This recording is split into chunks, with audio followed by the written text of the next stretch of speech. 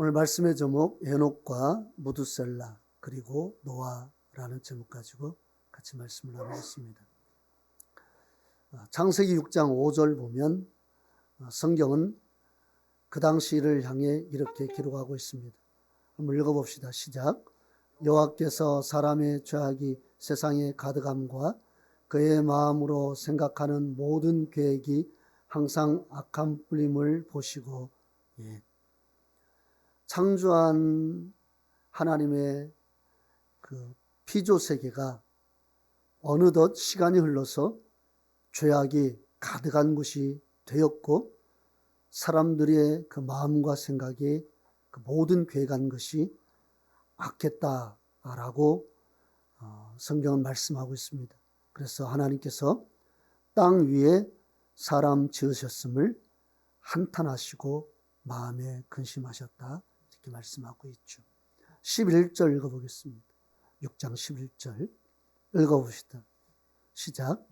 그때 온 땅이 하나님 앞에 부패하여 포악함이 땅에 가득한지라. 온 땅이 하나님 앞에 부패했다. 포악함이 땅에 가득했다.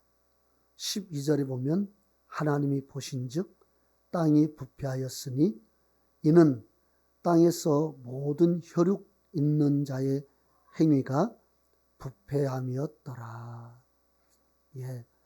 부패라는 말을 11절과 12절에 세 번을 강조하고 있습니다. 아주 철저하게 인간 세상에 그 인간들의 행위가 철저히 부패했다는 것을 말씀하고 있습니다. 그래서 하나님께서 이 땅을 심판하시기로 결정하시죠. 그러나 하나님이 인간의 부패로 인하여서 바로 심판하는 것은 아니었습니다. 먼저 에녹을 통해 세상에 심판이 있을 것을 선포했습니다. 우리가 잘 알고 있듯이 에녹은 300년을 하나님과 동행하다가 300년을 살다가 하나님께서 그를 죽임을 보지 않고 하늘로 올라가게 한 사람이 에녹이었죠. 그런데 그가 300년간 하나님과 동행하게 된 결정적인 계기가 있습니다. 그것은 바로 65세 때에 무두셀라를 낳고 난 다음이었습니다. 본문 창세기 5장 21절 보면 에녹은 65세에 무두셀라를 낳았고 무두셀라를 낳은 후 300년을 하나님과 동행했다 이렇게 말씀하고 있습니다. 그러니까 무두셀라를 낳기 전에는 믿음은 있었지만 하나님과 친밀한 동행은 없었습니다. 하나님을 믿기는 믿었지만 그 안에 하나님을 향한 온전한 경외감은 그렇게 많지 않았습니다. 그런 그가 무두셀라를 낳고 난 다음에 갑자기 그의 삶이 바뀝니다. 이제 오직 하나님과 동행하는 삶을 추구하고 철저히 하나님과 동행하다가 결국 하나님께서 그를 두고 보기 아까워서 하늘로 이끌어 가시죠. 자, 그러면 왜 무두셀라를 낳고 평범한 신앙생활을 했던 이 에녹이 갑자기 그의 신앙생활을 바꾸었을까요? 하나님을 향해서 철저히 그가 그렇게 하나님의 사람으로 살 수 있었던 계기가 무엇이었을까요? 무두셀라의 이름의 뜻은 이런 뜻입니다. 이 자녀가 죽으면 곧 심판이 임한다 이런 뜻입니다. 그러니까 하나님이 감동으로 그 아들의 이름을 짓게 하시는데 그 아들의 이름이 심상치가 않습니다. 이 아들이 죽으면 하나님의 심판이 임한다는 거예요.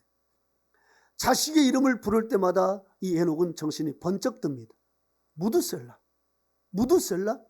이렇게 이름을 부를수록 이 자녀가 죽으면 심판이 임한다? 네가 죽으면 심판이 임한다?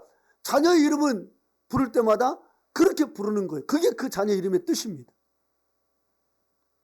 여러분, 사람이요, 태어나는 것은 순서가 있어도 죽는 것은 순서가 없습니다.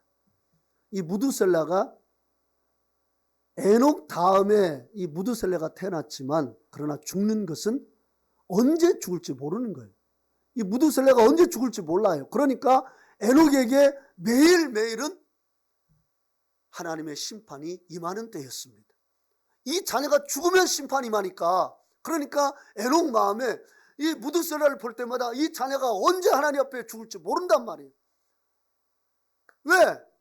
순서가 없으니까. 그러니까 이 에녹이 무드셀라를 볼 때마다 이 자녀가 죽으면 심판이 오는데 내가 어떻게 살아야 될까? 매일매일 그는 그 매일이 마지막인 것처럼 생각하고 매일매일을 그렇게 하나님 앞에서 살았단 말입니다. 그게 300년이에요. 그렇게 300년을 동행하다 하나님 앞에 간 것입니다.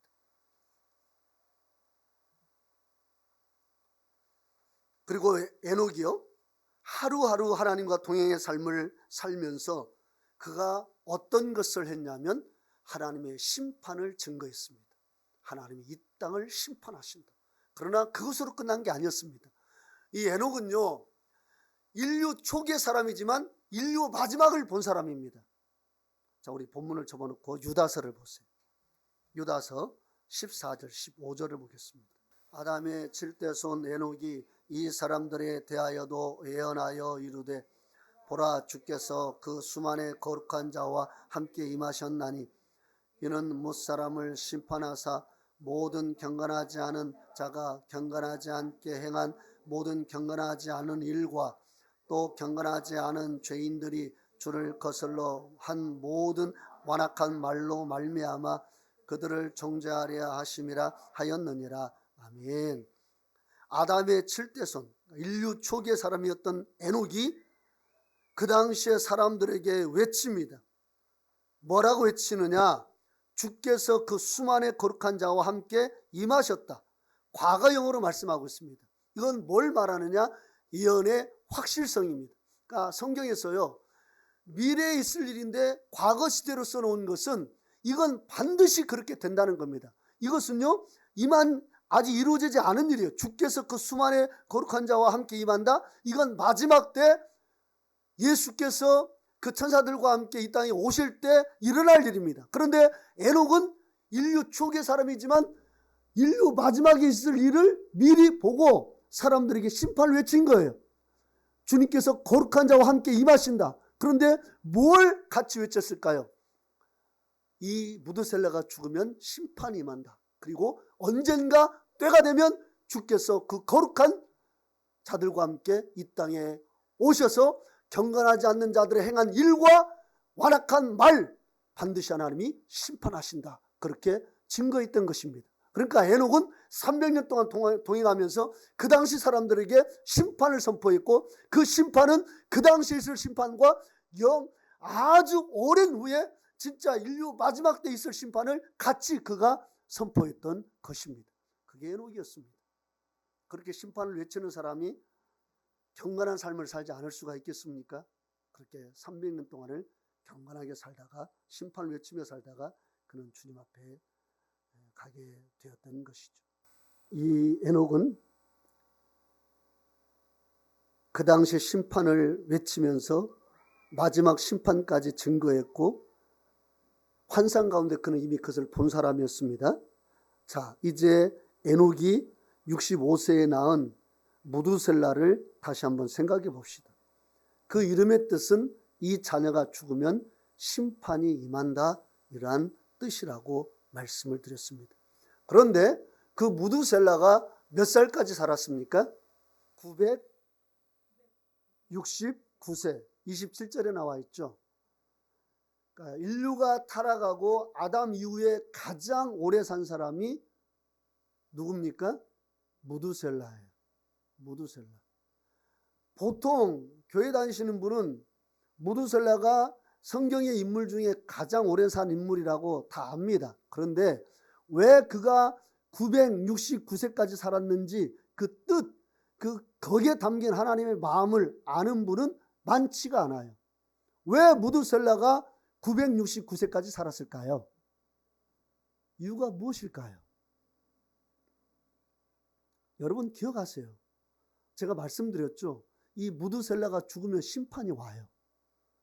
그러니까 하나님이 이 자녀를 가장 오래 살게 한 거예요. 왜?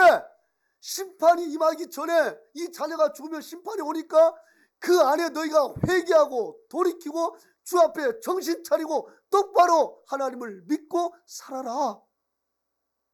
내가 지금 너에게 기회를 주고 있는 거야. 이 자녀가 죽으면 심판이 와. 그때는 돌이킬 수가 없어. 그러니까 하나님께서 무려 1000년에 가까이 이 무드셀라를 살게 하신 거예요. 인간에게 기회를 주신 거란 말입니다. 이 하나님 마음을 우리가 봐야 돼요. 그냥 무드셀라는 가장 오래 살았네? 나도 그렇게 좀 살아봤으면. 이게 아니란 말입니다. 우리가 여기에 담긴 하나님의 뜻을 깨닫지 못하면 우리는 그냥 겉만 보고 그렇게 말하는 사람으로 끝난단 말이에요.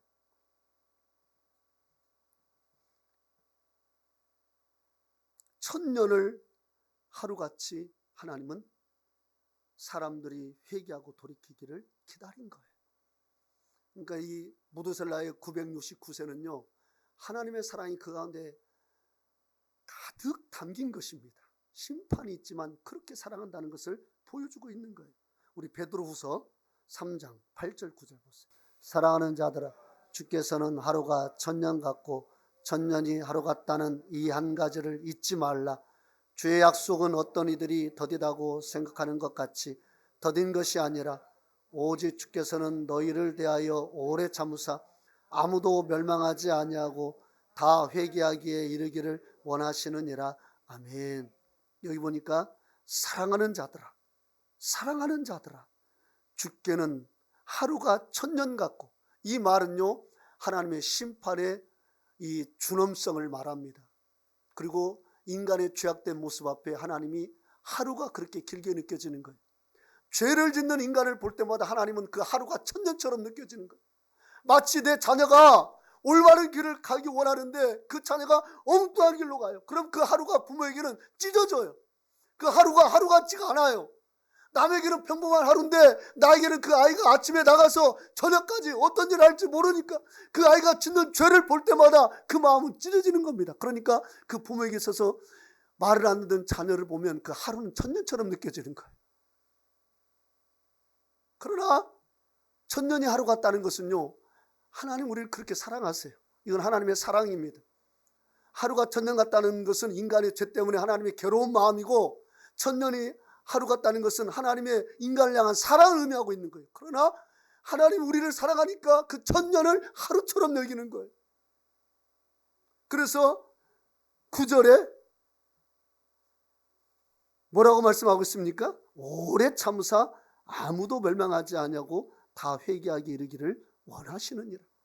인간의 죄를 그렇게 짓지만 하나님은 참고 또 참고 또 참으면서 그 사랑을 그들에게 베풀어 주시는데 1000년이 하루같이 그렇게 사랑을 베푸시는데 그 1000년이 하루 같다는 게 오랜 시간이라고 말씀합니다. 오랜 시간이에요. 하나님 앞에서는 인간을 사랑하니까 1000년이 하루처럼 느껴지지만 그러나 오랜 시간입니다. 하나님 왜 그렇게 기다리십니까? 아무도 멸망하지 않고 다 회개하고 하나님께 돌아가기를 원하시기 때문에 그렇습니다. 그래서 이 베드로후서 3장 8절에서 9절 이 말씀의 배경은 저는 창세기 5장으로 간다라고 저는 생각합니다. 창세기 5장에 무드셀라가 죽을 때 심판이 임한다 하면서 969세까지 살게 하신 그 하나님의 마음, 1000년이 하루 같은 그 하나님의 마음, 이 마음을 베드로후서에서 그렇게 기록했다라고 저는 생각합니다. 실제로 베드로전서 3장 20절 보면 이렇게 말씀하고 있죠. 한번 봅시다. 그들은 전에 노아의 날 방주를 준비할 동안 하나님이 오래 참고 기다리실 때에 복종하지 아니하던 자들이라. 방주에서 물로 말미암아 구원을 얻은 자가 몇 명뿐이니 겨우 8명이라. 예. 노아의 날 방주를 준비할 동안에 하나님이 어떻게 하셨다고요? 오래 참고 기다리실 때에 이렇게 말씀하고 있습니다. 하나님은 오래 참고 기다리셨습니다. 사람들이 무드셀라의 그 이름을 통하여 하나님이 세상을 심판하신다는 사실을 깨닫기를 원하셨습니다. 그리고 에녹을 통하여서 300년 동안 그 심판을 외치게 하셨습니다. 그리고 300년 동안 동행하다가 하나님 앞에 그냥 죽을 보지 않고 들림을 받았어요. 그 당시 사람들에게 이 에녹은 얼마나 큰 이슈가 되었을까요? 그렇게 하나님과 동행하다가 하늘로 간 에녹을 볼 때마다 사람들은 어떤 생각을 품었어야 될까요? 아, 하나님이 살아계시고 하나님 이렇게 놀랍게 하나님과 동행한 사람은 하나님이 지켜주시고 인도하시는구나, 그것을 깨달아야 되는데 어떻습니까? 무드셀라 역시 자신의 이름 자체를 가지고 사람들에게 심판을 증거했습니다. 노아 역시 방주를 짓는 동안에 하나님의 심판이 있다고 계속해서 증거했습니다. 이렇게 하나님은 1000년이 넘게 에녹의 300년,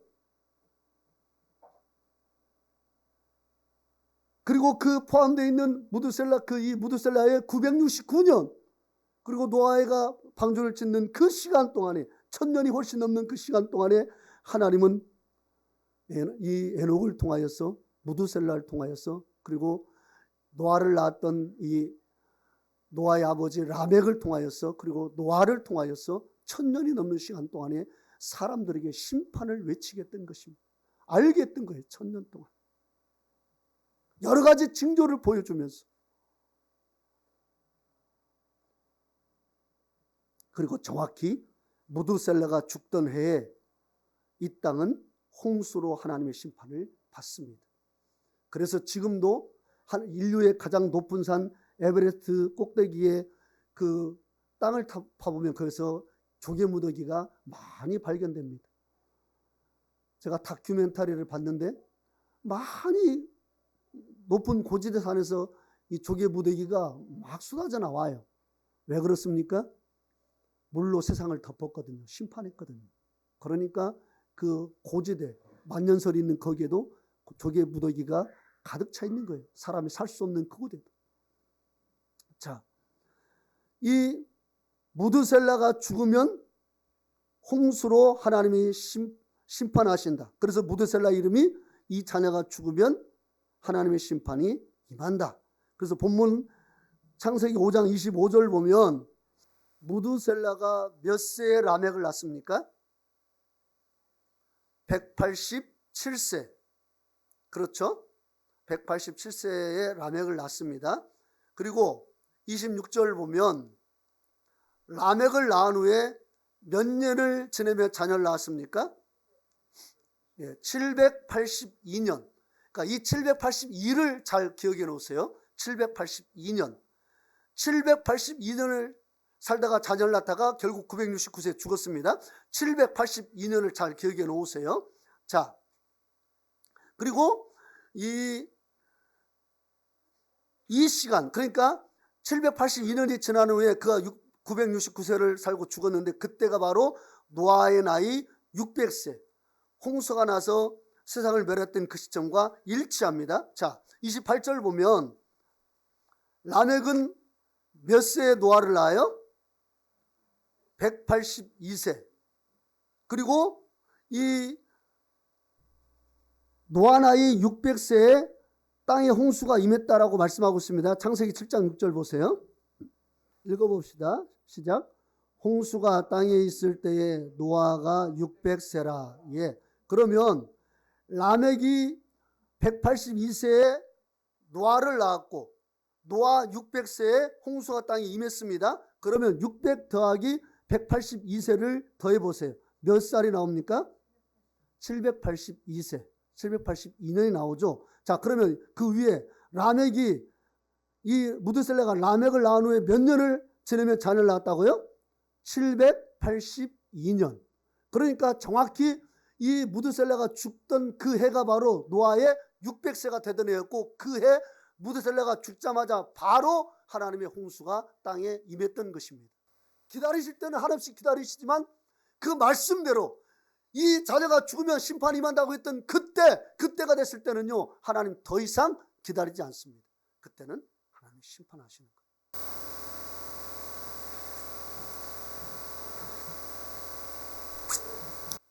저는 창세기 6장 9절에 이렇게 말씀하고 있죠. 창세기 6장 9절 보면 이것이 노아의 족본이라. 노아는 의인이요 당대의 완전한 자라. 그는 하나님과 어떻게 했다고요? 동행하였으며. 하나님과 동행하였으며. 자, 이 노아가 어떻게 하나님과 동행할 수 있었습니까? 그 이유가 어디 있었을까요? 저는 할아버지 무드셀라의 이름에서 그것을 찾을 수가 있었습니다. 우리 할아버지가 무드셀라가 돌아가시면 이 땅에 심판이 임하는구나. 그 이름의 뜻을 노아가 알고 함부로 살 수 없었던 것입니다. 그래서 그는 이 하나님의 뜻을 따라 하나님과 동행하는 삶을 살았던 거예요. 그가 방주를 계속 지을 동안에도 그 할아버지 무드셀라는 살아있었습니다. 라멕은 죽었어요. 라멕은 777세로 죽었습니다. 그러니까 그 라멕의 아버지 무드셀라보다 그 아들 라멕이 더 일찍 죽었어요. 그리고 노아는 계속해서 방주를 지으면서 할아버지가 옆에서 독려했겠죠.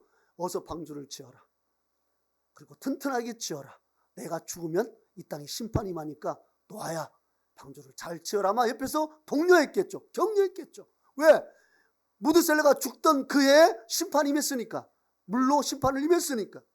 옆에서 응원합니다. 한 사람은 방주를 짓습니다. 우리가 서로를 응원해야 되는 겁니다. 우리 같이 이기고 같이 승리하고 같이 견디고 같이 주님의 영광을 볼 때까지 우리의 믿음을 지키고 더 충만한 은혜 가운데 나가는 형제님이 되기 원하고 자매님이 되기 원하고 내가 되기 원합니다. 이렇게 우리 서로를 격려해야 됩니다. 주님 오신 그날까지 서로를 격려해야 돼요.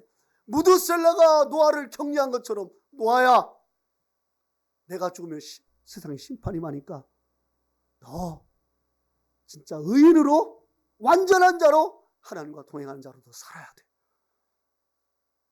너 그렇게 살아야 돼. 방주가 점점 완성되어질 때마다 그때마다 무드셀라는 점점 기력이 쇠하여 갔겠죠. 그때마다 노아는 정신이 번쩍 들 것입니다. 우리 할아버지가 점점 기력이 쇠해져 가고 방주는 완성되어 가네.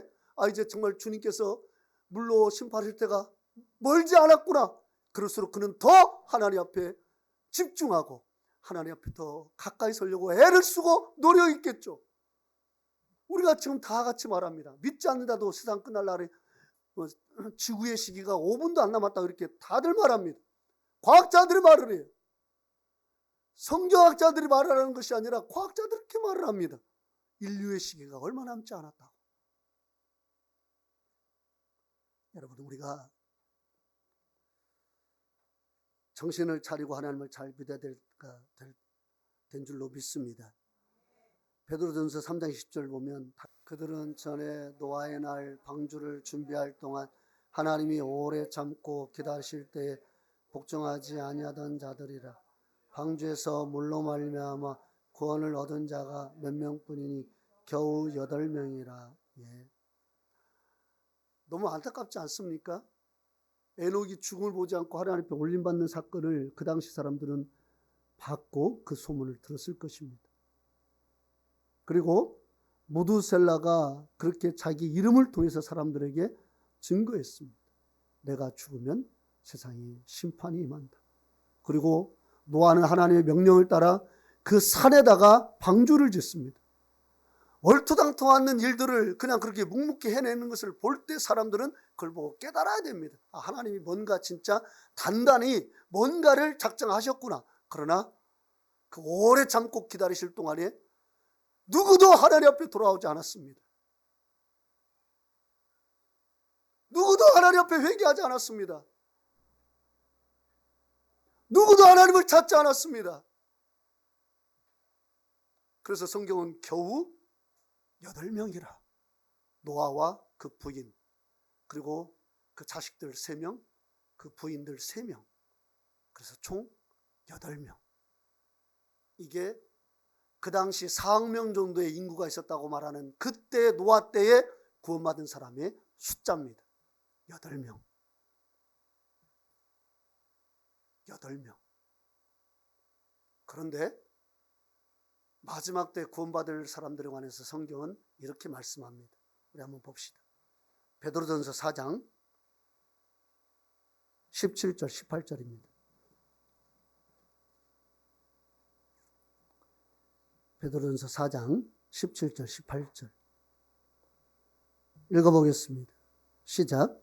하나님의 집에서 심판을 시작하실 때가 되었나니 만일 우리에게 먼저 하면 하나님의 복음을 순종하지 아니하는 자들의 그 마지막은 어떠하며 또 의인이 겨우 구원을 받으면 경건하지 아니한 자와 죄인은 어디에 서리요. 예. 이 말씀을 풀이하면 이렇습니다. 하나님의 집에서부터 즉 교회에서부터 심판이 시작된다. 맞죠? 주님께서 공중나팔 불 때에 그 나팔 소리를 듣는 사람은 주 앞에 올라가지만 그 나팔 소리를 듣지 못하면 그 하나님을 믿는다고 하는 그 사람은 이 땅에 남게 되는 것입니다. 그러니까 심판은 교회에서부터 일어나는 거예요. 같이 예배드리던 내 형제는 올라가고 나는 남아있는 그런 일을 역사의 어느 순간에는 반드시 보게 된단 말입니다. 그러니까 심판은 교회에서부터 시작되는 게 맞아요. 구원받을 사람과 구원받지 못할 사람이 주님이 나팔을 불 때 그때 먼저 확 드러나는 겁니다. 교회에서부터. 그러니까 하나님의 집에서부터 심판이 시작된다는 것이 맞아요. 그렇다면 복음에 순종하지 않는 자들은 심판을 피할 수 있는 길이 아예 없다는 것이며 의로운 사람도 겨우 구원을 받는다면 경건하지 아니한 자와 죄인은 구원받을 길이 없다는 것이다. 이게 바로 이 말씀을 풀이해서 해석하면 이렇게 해석할 수가 있습니다. 의인도 겨우 구원을 받는다. 이렇게 말씀합니다. 의인도 겨우 구원을 받는다. 이렇게 말씀하고 있습니다. 원어를 찾아보니까 이 겨우라는 말이 몰리스라는 말인데 간신히 받는다는 거예요. 그러니까 이것은요, 그리스도인들이 방탕한 길에 빠지지 않고 경각심을 갖고 살게 하기 위해서 이 베드로 사도가 이렇게 강한 어조로 성경에 기록해 놓은 것입니다. 방탕하지 말고 경각심을 가지고 살아라. 이런 뜻으로 겨우 의인도 구원을 받는다라고 말씀하고 있습니다. 그래서일까요? 예수님께서 마태복음 7장 13절 14절에서 멸망으로 인도하는 문은 넓고 크고 넓어서 많은 사람이 그리로 가지만 생명으로 인도하는 문은 좁고 협착하여서 찾는 이가 적습니다. 예수님이 친히 하신 말씀이잖아요. 우리가 왜 예수 믿습니까? 내 마음 하나 좀 편해보려고 믿는 게 예수입니까? 그것 때문에 예수님께서 우리를 위해서 십자가를 지셨습니까? 그것 때문에 예수님께서 그렇게 많은 고난과 멸시와 모독을 겪으셨습니까? 단순히 내 마음 하나 편하게 해주시려고? 그건 아니잖아요. 인간의 죄 때문에 죄로 인해 심판받을 수밖에 없는 인간을 위해서 주님이 그 모진 십자가에서 고난당하시고 죽으시고 다시 부활하신 거잖아요. 아멘.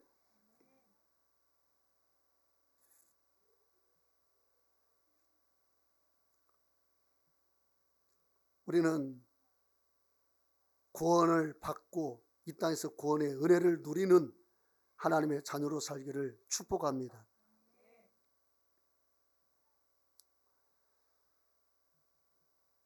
세상이요, 결국 하나님의 심판을 받게 되는 것은요, 여러분 기억하세요.